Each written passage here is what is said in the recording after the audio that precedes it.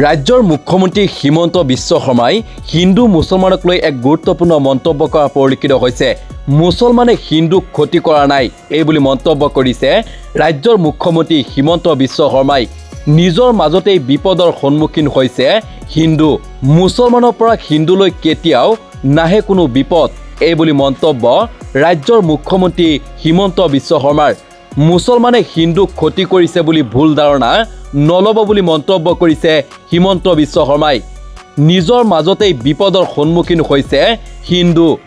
মুছলমানক দেখি আমি কেতিয়াও শত্ৰু বুলি নাভাবো বুলি মন্তব্য হিমন্ত বিশ্ব শৰ্মাৰ। হিন্দুক দুৰ্বল কৰিব খোজাসকলক মুছলমান নহয় বুলি মন্তব্য। হিন্দুৰ মাজতেই আছে হিন্দুক দুৰ্বল কৰিব পৰা চক্ৰ। হিন্দুৰ বাবে আটাইতকৈ বিপদজনক হৈছে বামপন্থীসকল।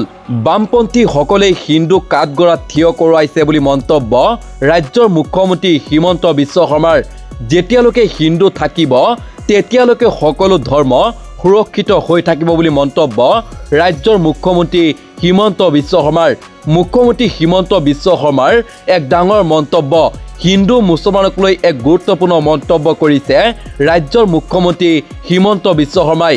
মুছলমানে কোনো ধৰণৰ হিন্দুৰ ক্ষতি কৰা নাই বুলি মন্তব্য হিমন্ত বিশ্ব শৰ্মাৰ। হিন্দুৰ মাজতে আছে হিন্দুক দুৰ্বল কৰিব পৰা চক্ৰ। হিন্দুৰ বাবে আটাইতকৈ বিপদজনক হৈছে বামপন্থীসকল। বামপন্থীসকলে হিন্দুক কাঠগড়াত থিয় কৰোৱাইছে বুলি মন্তব্য ৰাজ্যৰ মুখ্যমন্ত্ৰী হিমন্ত বিশ্ব শৰ্মাৰ।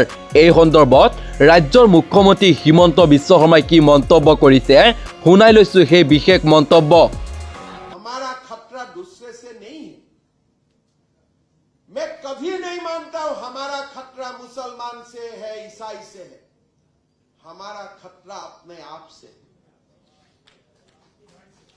हमारा खतरा अपना से है। कभी मैं मानता हूं नहीं, मैं कभी सामने मुसलमान को देखने से मैं कभी यही नहीं मानता हूं कि ये मेरा दुश्मन है। हिंदू को दुर्बल करने वाला, हिंदू को वीकेंड करने वाला मुसलमान नहीं है। गलतफहमी में मत रहिए। हिंदू को वीकेंडिंग करने वाला व्यक्ति हमारा समाज में ही है।